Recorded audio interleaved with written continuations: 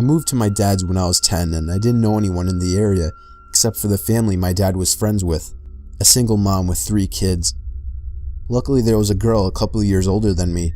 She was 12 at the time I met her, and we got to know each other a little over a couple of years. We weren't close, but we ended up having the same friends. One night my friend Rob was hanging out with her and her younger brother. They happened to be in the house alone because my friend's mom was at work. Her mother has been helping this one lady through her work and got to know her fairly well.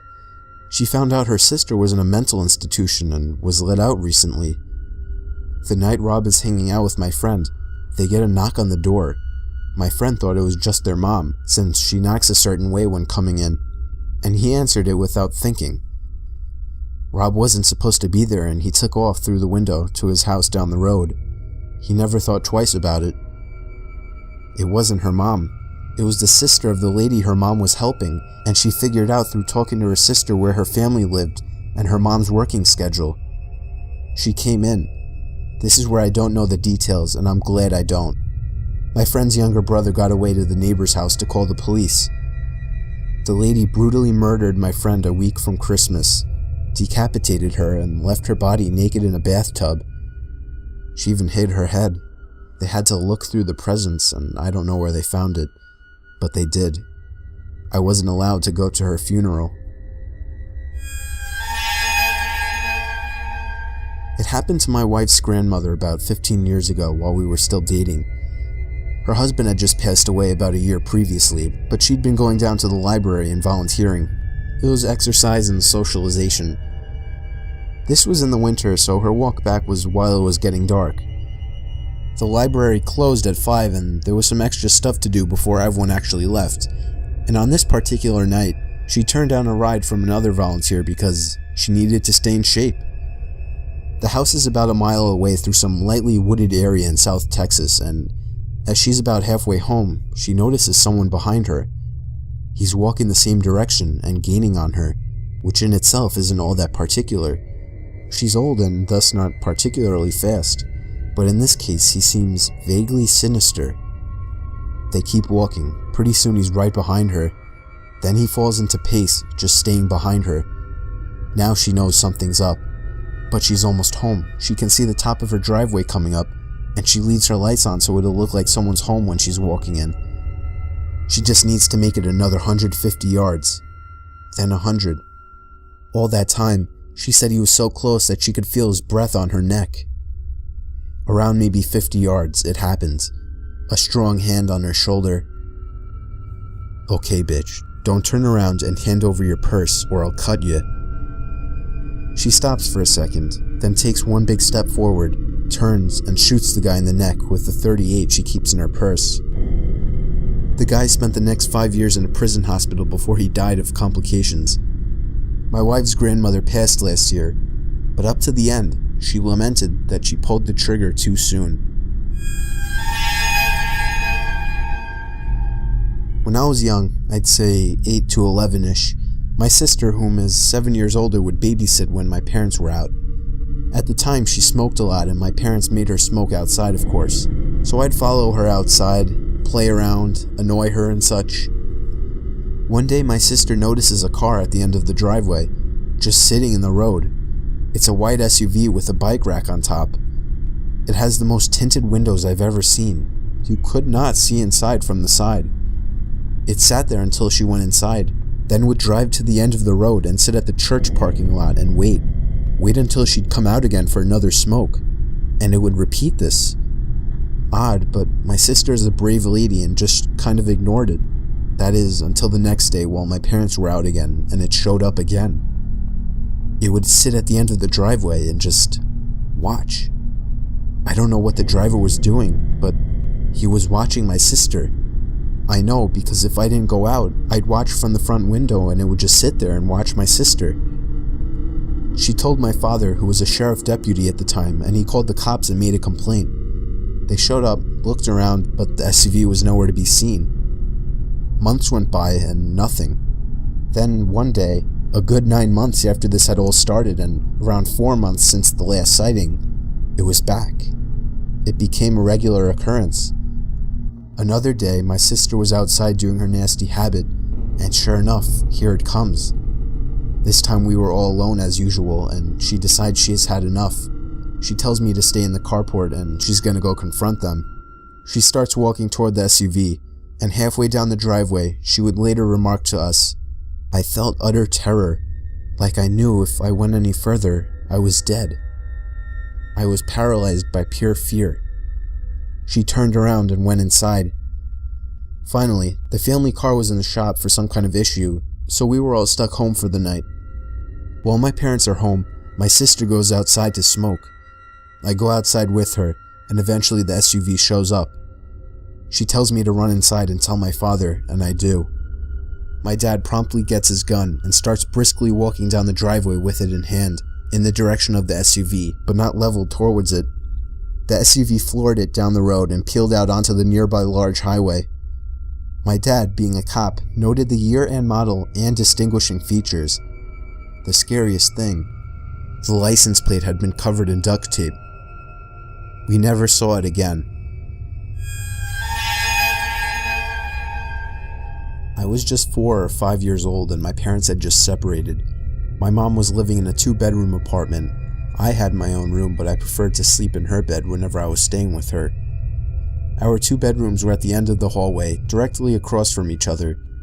Our apartment was on the first floor, and I remember that it was in the middle of the summer, and my mom had a window open in her room, which was directly behind the bed above the headboard. Anyways, I woke up in the middle of the night and remember sitting up and seeing that our cat was sitting in the doorframe of my mom's room. I should note her door was open and you could partially see into my bedroom. This was strange because our cat was typically always in bed with us. As I was watching him, he walked into my bedroom and meowed. I turned to face my mom and woke her up. In the 3 or 4 seconds it took me to wake her up and ask me what was wrong, we both looked back up at the doorframe, and there was a man standing by my open door, making his way out of the bedroom. I still don't know how she managed to do it so quickly, but my mother proceeded to pick me up and literally throw me out of the screen window. She quickly followed and we were able to start screaming for help and someone called 911. The police came but didn't see any signs of forced entry, only that our front door was unlocked, which led them to believe that the man must have exited that way. The strange thing was that my mom swore up and down that she had locked the door that night with the deadbolt and chain lock. About a week later, she was cleaning the kitchen and opened up our water heater closet and found a notebook with names and drawings, as well as a pair of gloves and some gum wrappers. The police were called again, but all they could do was speculate that the man had been in our house and hid until we were asleep. One day while doing my laundry, one of the lights blew out in my basement. My basement is set up so that the laundry room is split up from the other side of the basement with a wall and a door. In order to get upstairs, you have to exit the laundry room and go through the other part of the basement. So the light blew in the other part, not the laundry room. As it was the only light on that side, it was pretty dark.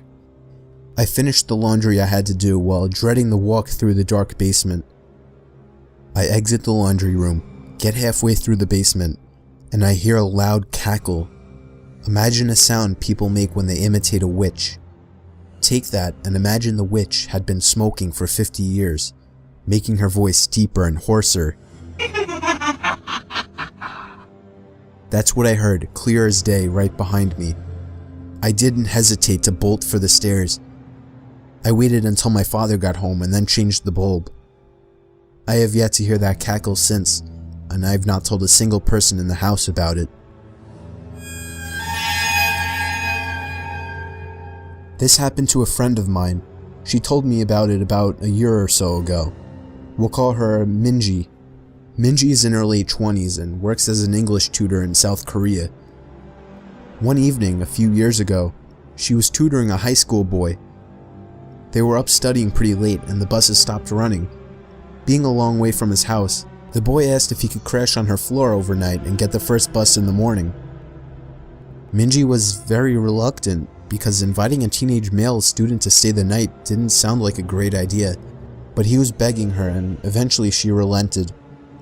They went back into her one-room apartment and she got into the bed while he laid a blanket out on the floor and they both fell asleep.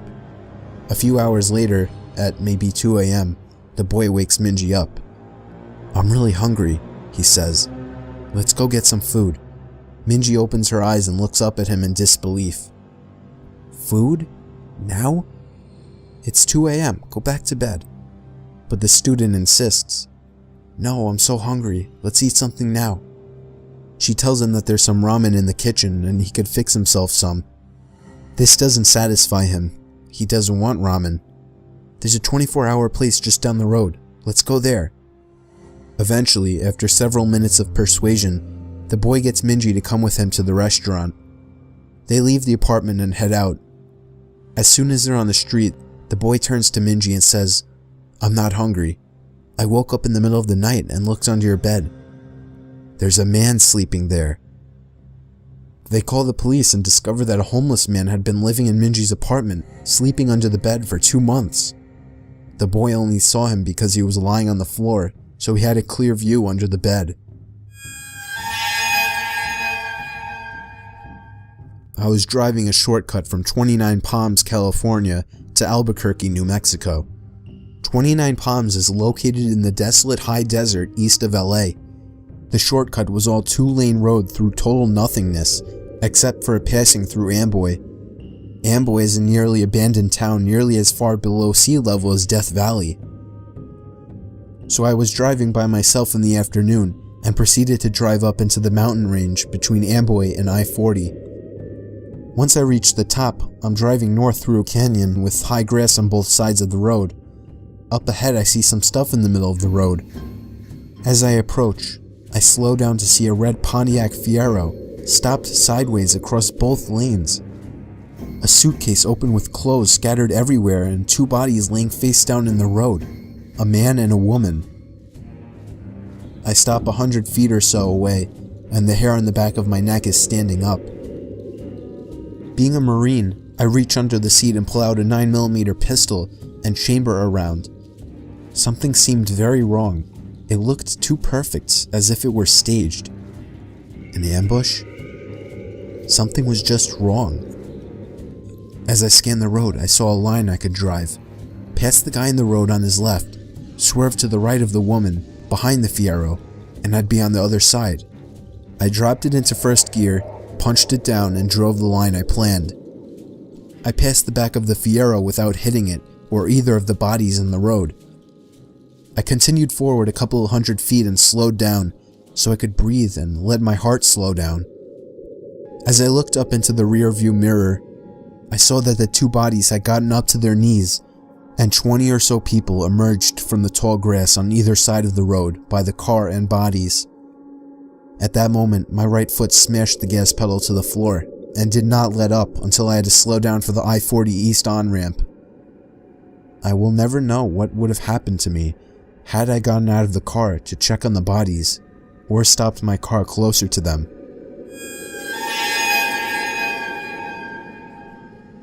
Some friends and I were doing some night fishing on the James River. We were sitting along the shoreline with a nice fire going, accompanied by the usual idle talk and a few beers, when suddenly, everyone just stopped talking, like a switch was flipped off. We were all staring across the river and felt as if something, or someone, was staring back. It was a very uneasy feeling, to which some of the group tried to shake off with typical macho humor, when a blood-curdling sound erupted from the other shore that froze everyone in their tracks.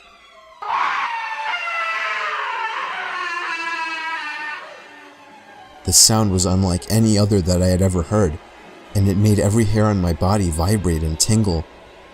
The only way I could describe it is it sounded like a wild person with no language skills being gutted alive. No words, just this high-pitched, blood-curdling scream. Nobody moved or said a word. We all just sat there fixed in our stare, when just as suddenly, a second scream was let loose with even more force than the first.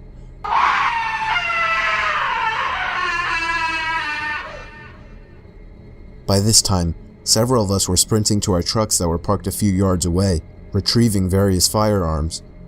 When we got back, we all sat there quietly, with our eyes fixed staring toward the opposite shore, watching the light from our fire reflecting off the rocks. We sat there waiting for another scream, or something to move on the other side of the river. Finally, a third scream came just as suddenly, but this time, it was on our side of the river, coming from the bushes about a yard away.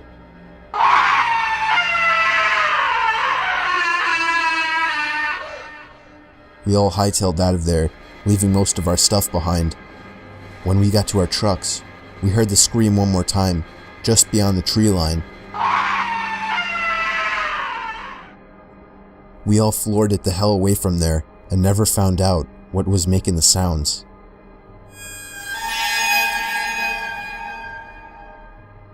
It was a Friday night, and my friend was picking me up in his car from my house. I was in a hurry since we were running late for the hockey game in the city.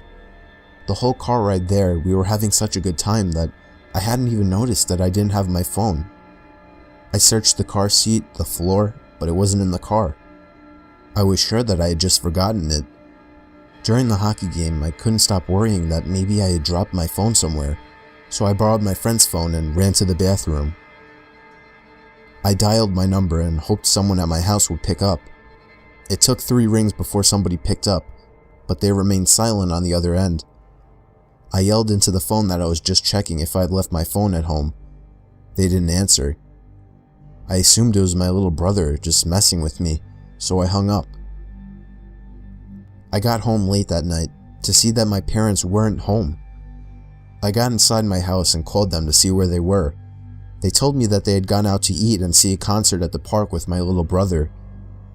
They said they left soon after I had for the game, and they should be home in around half an hour. So I hung up and proceeded to look for my cell phone. But then I realized, how could somebody in my family have picked up my phone if they hadn't been home? I felt a pain in my stomach as fear swept over. It was at that moment that I heard the back door to my house open and close. I immediately jolted out the front door to the neighbors and called the police. Apparently, the back door was left open and somebody had simply walked into our house. Nothing was stolen, but the scariest thing is the thought that we could have fallen asleep with a stranger in the house. A while back, there was a family that moved in next door to my family. They had a son who was just twisted. He was obsessive over slasher movies and always wanted me to talk about shit that happened during my time serving in Vietnam that no normal person would want to hear. He also loved tormenting stray animals. This guy was a whack job. He was 19 at the time and my daughter was 7, but he always wanted to talk to her. He'd strike up conversation with her when she walked home from school. He would talk over the fence at her when she was playing in the back. But what really set me off was when he called our house looking to speak to her. That was it. I went over and flipped shit at him and his parents, told him to stay the hell away from her and I'd better not ever see him again. That's when things got weird. My daughter was always a little imaginative and paranoid. She would think there were monsters under her bed and whatnot, so when she told me there was something living in her closet and she was too scared to get up and tell us at night, but it wasn't there in the daytime, we blew it off as no big deal. A few weeks went by and one night my wife and daughter were staying at my mother's for a girls' night. So I turned the key on the HBO box and watched me some movies, eventually falling asleep downstairs. At around 2 a.m., I get a call from my neighbor with a creepy son telling me something along the lines of, "We saw that you were up, so we called. Our son is missing. I went by his room to use the bathroom and his door was open, which isn't usual, and there was no sign of him. We need help looking for him." The phone call woke me up though. I wasn't up. So I asked why they thought I was. "Oh, we saw you walking around upstairs and the light is on." My blood ran cold as ice. I'd been passed out on the couch and I know no one turned any lights on. I hung up on them, ran outside to my truck to grab my shotgun, but noticed the sheriff pulling up to my neighbor's house by this point. I booked it over and told him there was someone in my house, and now I could see the lights in my daughter's room were on, and there was a silhouette pacing back and forth. When the deputies went in, they found the neighbor boy there waiting in my daughter's room with a nice little setup in her closet. He said he liked to watch her sleep in the moonlight.